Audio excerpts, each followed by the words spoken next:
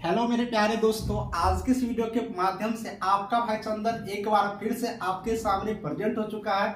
मेरे प्यारे brother and sister, इस वीडियो को आप लोग गौर से देखिएगा क्योंकि आप लोग को बहुत दिनों से इंतजार था कि कब न्यू वैकेंसी आएंगे, वो भी एएनएम और जीएनएम का, साथ ही लैब टेक्नीशियन का, बहुत सारे पोस्टों की वैकेंसी के बारे में, वो भी परमानेंट वैकेंसी के बारे में जानकारी देने के लिए मैं आपके पास आ चुका हूँ। तो इस वीडियो को अंत तक देखिएगा, बम्पर वैकेंसी है, पूरी डिटेल्स जानकारी हम आपको इस वीडियो में देंगे। सबसे पहले हम आपको जानकारी देने से पहले यहाँ पर एक चीज क्लियर कर देते हैं कि आप लोग अगर पहली बार चैनल पर आए हो तो लिंक डिस्क्रिप्शन में है, ज्वाइन कर लीजिएगा टेलीग्राम ग्रुप का।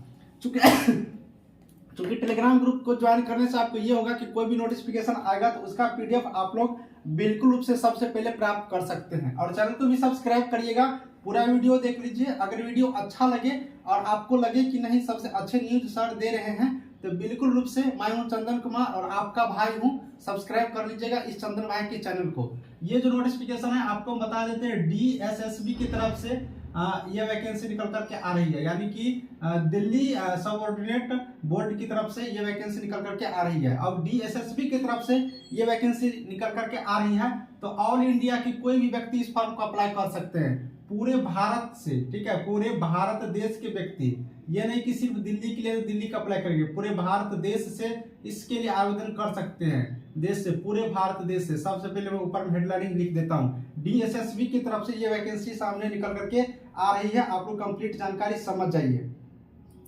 DSSS होता है, डीएसएसबी की तरफ से, दिल्ली अधीनस्थ सेवा चयन बोर्ड की तरफ से ये वैकेंसी निकल करके आ रही है। अब पोस्ट का नाम यहाँ पर हम लोग सबसे पहले जान लेते हैं। अगर पोस्ट का नाम जानेंगे तो आपको हम दिखा देते हैं एएनएम। सबसे पहले एएनएम पोस्ट की वैकेंसी आपको दिखने को मिलेगा। परमानेंट वैकेंसी की मैं सारी बात करूंगा इस वीडियो में। उसके बाद एएनएम के बाद आप लोग को जीएनएम की वैकेंसी दिखने को यहाँ पर मिलेंगे। गौर से देखिएगा, मैं जिन जिन पोस्टों की बात कर रहा हूँ वो सारे पोस्ट की वैकेंसी आपको यहाँ पर देखने को मिलेगा। उसके बाद यहाँ पर लैब टेक्नीशियन की वैकेंसी आप लोग को देखने को मिलेगा, लैब टेक्नीशियन की वैकेंसी देखने को मिलेगा। तो ये तीन जो पोस्ट है आपको जरूर से जरूर आपको ये वैकेंसी इस नोटिफिकेशन के माध्यम से देखने से मिलेंगे और ये आप लोग को परमानेंट वैकेंसी होंगे। अब यहाँ पर टोटल पोस्ट की बात करिएगा तो टोटल पोस्ट मैं बता देता हूँ, 4245 सीटों के लिए वैकेंसी निकाले जाएंगे। ये बात समझ लिए, टोटल पोस्ट 4245, इसी में एएनएम का सीट रहेगा, इसी में जीएनएम का सीट रहेगा, लैब टेक्नीशियन का भी सीट इसी में रहने वाला है। इसके अलावा भी कुछ और पोस्ट यहाँ पर आ सकते हैं, लेकिन ये तीन पोस्ट कंफर्म हो गया है, इन तीन पोस्टों के लिए वैकेंसी जारी किए जाएंगे। अब बात करते हैं कि क्वालिफिकेशन क्या होगा। तो जो एएनएम के लिए पोस्ट है तो उसमें एएनएम पास आउट होना चाहिए, जीएनएम वाले के लिए जीएनएम पास आउट होना चाहिए या फिर बीएससी नर्सिंग होना चाहिए, ठीक है। लैब टेक्नीशियन के लिए डीएमएलटी होना चाहिए, बीएमएलटी वाले भी अप्लाई करेंगे, डीएमएलटी होना चाहिए। अगर अदर पोस्ट आते हैं एक्सरे टेक्नीशियन के, एक्सरे टेक्नीशियन, ओटी के लिए ओटी टेक्नीशियन, लेकिन ये सारा क्वालिफिकेशन आपके पास रहना चाहिए। यहाँ पर बात करते हैं रजिस्ट्रेशन का, तो रजिस्ट्रेशन का भी मैंडेटरी रहता है एएनएम जीएनएम वालों के लिए। तो रजिस्ट्रेशन मैं बता देता हूँ, अगर आप लोग को आईएनसी में, इंडियन नर्सिंग काउंसिल में अगर आपका रजिस्ट्रेशन है तो आप बिल्कुल उससे अप्लाई कर सकते हैं। अगर किसी स्टेट में भी है, जैसे बिहार राज्य के हैं तो बिहार नर्सिंग काउंसिल में होना चाहिए, उत्तर प्रदेश का तो उत्तर प्रदेश राज्य में होना चाहिए। किसी भी स्टेट में अगर आप लोग का यहाँ पर स्टेट में भी अगर आपका रजिस्ट्रेशन होगा तो आप यहाँ पर अप्लाई कर पाएंगे, इसलिए घबराने की जरूरत नहीं है। अब एज की बात कर लेते हैं तो मिनिमम एज आपको 18 ईयर्स रखे जाएंगे, मिनिमम एज 18 ईयर्स रखे जाएंगे। और मैक्सिमम एज बात करेंगे तो अलग अलग कैटेगरी के लिए अलग अलग होगा। जैसे कि जनरल के लिए मैं बात करूंगा तो जनरल के लिए सबसे पहले 37 साल तक रहेंगे। उसके बाद ओबीसी के लिए होता है तो ओबीसी के लिए यहाँ पर 5 साल की छूट दिए जाते हैं, तो आप लोग को सॉरी ओबीसी के लिए आपको 3 साल की छूट दिए जाते हैं तो 40 साल जाएगा। और एससी एसटी के लिए 5 साल की छूट जाता है, एससी एसटी के लिए तो एससी और एसटी के लिए 5 साल की छूट मिलेंगे तो कितना हो जाएगा 42 साल। इतना तक आप लोग को मैक्सिमम एज रहेंगे अलग अलग कैटेगरी के लिए, ठीक है। अब बात कर लेते हैं कि एग्जामिनेशन फी और कितना लगेगा। अब देखिए एग्जामिनेशन फी हर कैटेगरी के लिए अलग अलग लगता है, जनरल, ईडब्ल्यूएस, ओबीसी के लिए अलग, एससी एसटी के लिए अलग। तो अब नोटिफिकेशन जब आएगी, विज्ञापन आपके सामने, तब आपको यहाँ पर एग्जामिनेशन फी के बारे में कंप्लीट जानकारी मिलेगा, क्योंकि अभी नोटिफिकेशन आया हुआ नहीं है, ऑनलाइन आवेदन अभी स्टार्ट नहीं हुआ है, इसलिए आपको एग्जामिनेशन फी के बारे में बताना भी उचित नहीं है, क्योंकि ये जो है डिपार्टमेंट डीएसएसबी यहाँ पर आप लोग को तय करते हैं कि कितना एग्जामिनेशन फी लगेंगे।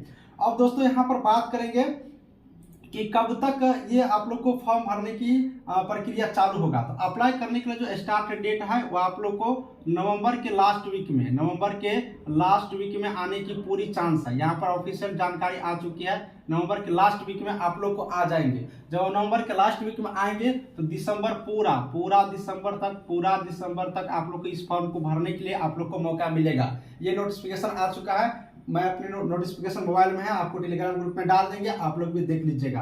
तो नवंबर लास्ट वीक में चांस है और इंड डेट इसका दिसंबर पूरा तक रहेगा। अब घबराने की जरूरत नहीं है। सैलरी की बात करेंगे तो परमानेंट जॉब है तो अलग अलग पोस्टों के लिए सैलरी भी अलग अलग रहेगा। जैसे एएनएम के लिए बात करेगा तो मिनिमम आपको 2400 ग्रेड पे मिलेगा। अगर वही जीएनएम के लिए बात करेंगे तो कम से कम 4200 के आसपास रहेगा ग्रेड पे। ये ग्रेड पे की मैं बात कर रहा हूँ। टोटल सैलरी की बात करोगे तो एएनएम के लिए अगर बात करोगे तो कम से कम 40,000 प्लस का सैलरी बनेगा। अगर जीएनएम के लिए बात करोगे तो 50 से 55,000 के बीच आप लोग को सैलरी के आसपास आप लोग को बनेंगे। तो ये सैलरी भी डिपेंड पड़ता है, ऑफिशियल नोटिस आएंगे तब, लेकिन इतना ग्रेड पे पर आप लोग को यहाँ पर सैलरी मिल जाएंगे। अब सिलेक्शन प्रोसेस की यहाँ पर मैं बात कर लेता हूँ। चयन प्रक्रिया क्या होगा, सिलेक्शन प्रोसेस।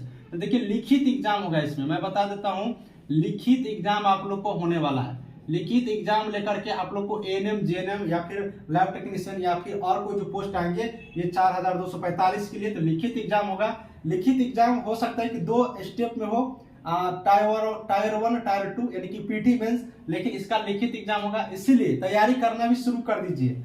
अब सिलेबस की बात करते हैं तो सिलेबस मैं आपको नेक्स्ट वीडियो में प्रोवाइड करा दूंगा। अगर आप लोग सिलेबस के लिए जोर करेंगे, अगर सिलेबस चाहिए तो इस सारे पोस्टों के लिए तो मैं पिछले बार जो एग्जाम हुआ था उसको देखते हुए एक सिलेबस आप लोगों को हम बता देंगे, जिसके अकॉर्डिंग अब आप लोग तैयारी कर सकते हैं। तो अगर आप लोग चाहते हैं कि इसके बारे में कंप्लीट सिलेबस तो कमेंट करिएगा, हम आपको सिलेबस दिखा देंगे और पूरी कंप्लीट जानकारी आपको हम दे दिए नई वैकेंसी के बारे में, जो कि ऑल इंडिया के कोई भी कैंडिडेट है तो इस पर आप अप्लाई कर पाएंगे। तो दोस्तों कैसा लगा ये वीडियो बताइएगा, और आपको किस टॉपिक पर नई वीडियो चाहिए वो भी बताइएगा।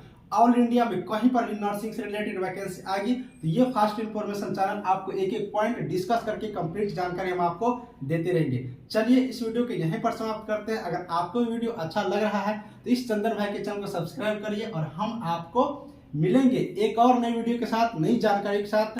तब तक के लिए वीडियो से समाप्त करते हैं। Bye bye.